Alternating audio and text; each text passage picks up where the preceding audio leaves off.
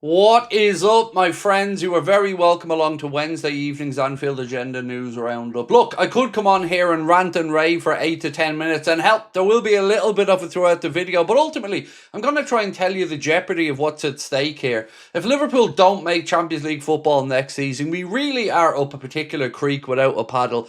There's financial implications, there's player contract implications, and then, of course, there is just the implications of the fact that it's one less trophy for the Reds to play for. I'm going to tell you what I think, how I feel, what other fans are saying, and I'm going to go through some of the media stories as well. I know Connor touched on a lot of this morning, and I really do appreciate him coming on to have his say as well. As always, though, this is your show. We want you to let us know your opinions. So do have your say in the comment section. Drop a like if you enjoyed this video, and don't forget to hit that subscribe button. I'm going to start off by, for once, giving a little bit of credit to the people at the Echo, because as much as I think they've let this stuff go on too long, at least even they now are coming around to saying it like it is. This is a little bit of Paul Gorst's match reaction. I'm going to read out a couple of phrases for you. He said, "Those who still seek to extol the virtues of this Liverpool will say it's only their third defeat in 21 games, but that will pull no wool over the eyes of long-time observers. This season has been desperate. 9 league defeats tells its own story. It's nearly a third of what's being played today." Think about that. You're Liverpool, you're defending Premier League champions, have pretty much lost 1 out of every 3 games in the league this year. Not one, lost 1 out of every 3. We've got a win percentage somewhere about 37%. That's unacceptable. The fact that this man is still in his role is beyond the belief for me. It really is. I mean, I don't know what it's going to take to sack him, but it feels like he is here to the end of the season, come what may, and we all just have to hope that the damage that he does is repairable. And I say he because he is a big part of this problem for me. There's no denying that the players are underperforming. I'm not going to absolve them of all responsibility. But all of this is down to one man, and one man only, and that is Arne Slot and his pragmatic, boring style of football. And it's not just us anymore. It's not just certain Liverpool fans that think that way. The media, the pundits, everybody is starting to call that out. We'll have more on that in a moment.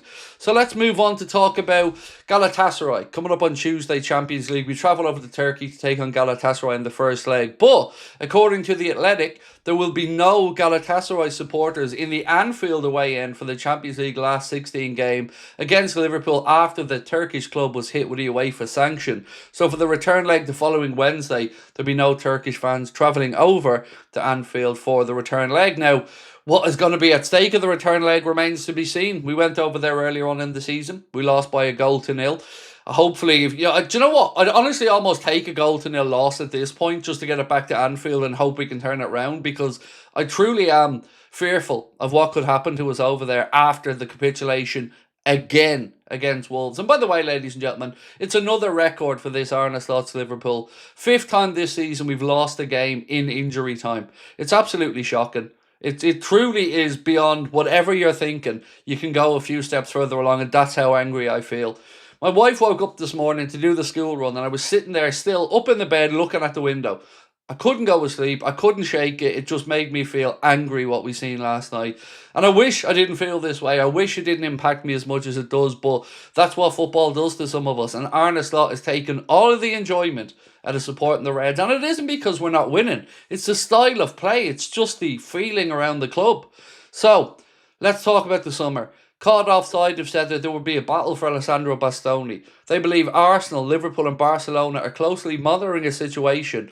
Inter are unlikely to entertain offers below £78 million for the Italian centre-back, who remains a key figure for the Italian side's defence. But we know that Inter Milan, well, Italian football isn't where it would want to be, and Inter Milan, of course, knocked out by Bodo Glimt in the first knockout stage of this season's Champions League. Move on to our captain now. Virgil van Dijk, except failure to qualify for the Champions League, will have a big impact on what Liverpool are able to do in the summer's transfer window. I mean, it's not rocket science. Taking away the money that you would get from Champions League football would be devastating. Now, Liverpool could soak this up. There isn't all bad news on the horizon, but we shouldn't have to soak it up, because this team should be more than good enough to qualify for the Champions League. He goes on to say 100% it'll have an impact. The stakes are very high. Listen, if you play for Liverpool, it's always been like that. It's down to us together with our fans to get results We need to get into the Champions League. We're also still playing in the Champions League and the FA Cup this season, trying to make it successful. Now, the decisive period starts. We have to just go for it. We have to take this on the chin, no matter how hard it is to take. Either we get it, we deserve it, or we don't get it, we don't deserve it. We have to go through our difficulties to get consistency. It's part of the process of this team. Look, he can talk as much as he wants. He can come out with stupid little catchphrases as much as he wants. Ultimately, they aren't putting in the graft out there. They aren't going to war for the badge. They just aren't. They're passing the ball around passively. They're losing their duels. It just isn't good enough. The whole brand of football is so un-Liverpool that it makes me sick. And I say that knowing that it's quite a strong phrase, but it does truly make me sick to look at the quality that we have within this squad and the style of football that Arne has us playing. And by the way, while we're talking about Arne for a second, have we noticed that he seems to have a little tan again? Now, I've no proof that he was away jollying it up in the sun, but you don't get that type of tan in March in Liverpool. So I'm going to say I think he might have been away again, which again, to me, is just an indictment of how little he gives a shit. Right. Virgil van Dijk says Arne Slot was visibly angry at half-time. I bet you they were all shaking in their boots in the dressing room with big old Arne coming in throwing his weight around. Yes, he was angry, Virgil said, of course. He had every right to be because we played poorly. That was already the case in the first half. Second half, maybe there was more urgency, but it still wasn't good enough. He had every right to be angry. We have to pretty quickly turn this around into full focus on Friday. That's our responsibility physically and mentally. Look, just goes to show, whatever he said in that dressing room, to get angry at half-time, did it do anything? Did it change anything? Did the players play with the fear of God put into them? Absolutely not. They went out there and went through the same boring, monotonous nonsense that we did in the first 45, that we did against Forest in the first 45, that we've done so many times under Arne Slot's reign, even in our title-winning season. Paul Joyce said this: Arne Slot's anger came bubbling to the surface during a dressing room debrief after Liverpool's chastening Premier League defeat to bottom side Wolves. Do you want me to tell you why he was angry? Because he knows now he can't keep glossing over it. He knows he can't spoof it anymore. He can't just pass off the book, say he's been unlucky, talk about the league change, talk about everybody else and their failures, not playing the way Arne Slot wants football to be played. He just doesn't have the adaptability. He isn't cut out for it. He needs to be fired. Dale Johnson said, failure to qualify for the Champions League could cost Liverpool £120 million, but they're in such a healthy financial position, they're well placed to absorb it despite last summer's big spending. That coming from Kieran Maguire, who of course is a football finance expert. So, anything Liverpool have put up a post praising Rio Wengamoa, and rightly so. They say Rio Wengamoa leads the Premier League for chances created per 90 minutes at 6.1 among players with 3+ appearances this season, despite playing just 103 minutes. Is it time to start Rio? Well, the answer is yes, it is. But it is a small sample size, so I do think it's a tough comparison to make towards other players who, of course, will have played a lot more minutes. Now, the club announced today that 2 of our Premier League matches in April have been rescheduled for television purposes. The game against Fulham is now Saturday 11th of April, 5:30 at Anfield, and that'll be on Sky Sports. The derby against Everton at the Hill Dickinson will be Sunday 19th of April with a 2 p.m. kickoff for that one. So, this is how bad it's got, ladies and gentlemen. Anfield Edition post, and they say Liverpool have dropped points in 7 games in stoppage time this season, with a 5th losing goal in stoppage time now being a Premier League record. So it was Crystal Palace 2, Liverpool 1, 90+5. Chelsea 2, Liverpool 1, 90+7. Then it was Leeds 3, Liverpool 3, 90+7. Fulham 2, Liverpool 2, 90+7. Bournemouth 3, Liverpool 2, 90+5. Liverpool 1, Manchester City 2, 90+3. And of course, last night, Wolves 2, Liverpool 1, 90+4. It is getting very, very difficult to take, particularly because it is becoming a habit. It is becoming a self-fulfilling prophecy at this point.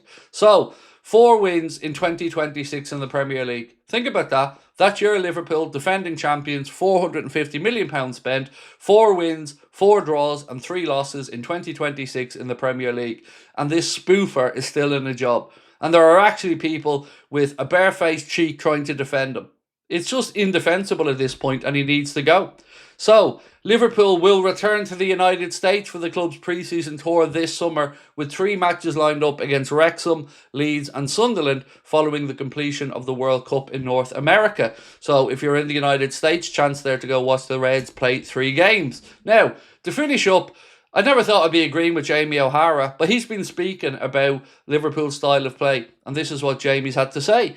I'm amazed by how slow Liverpool play. It's so slow to watch, so predictable. When I used to watch Liverpool play, they'd win the ball back, stick it to Salah or Luis Diaz, get a team, tight press, fullbacks bombing on. Now, sideways and backwards, Frimpong gets the ball, and Salah is just standing there. Give your best players the ball. Salah is one of your best players. Ekitike is one of your best players. Give them the ball all the time. It's painful to watch. The manager's style is slow-paced football. It's and it's becoming boring. They are a boring team to watch. This is one of the most boring Liverpool teams I've seen in the past 10 years. So it isn't just fans. It isn't just angry Arna out fans. It isn't just ranters. It isn't just ravers. It is everybody with a brain cell that watches Liverpool Football Club. It is horrendous and it cannot go on. So that is it for now, ladies and gentlemen. The preview for the FA Cup game against Wolves, that'll be coming out later on this evening. If you haven't entered a giveaway, we are giving away a signed Kenny Dalglish framed shirt completely free. Scan the QR code on the screen or use the link in the description for further details on how to enter. And that is with thanks to our friends at thecollectorscorner.co.uk. And you can also get yourself 20% off with our code Anfield Agenda 1.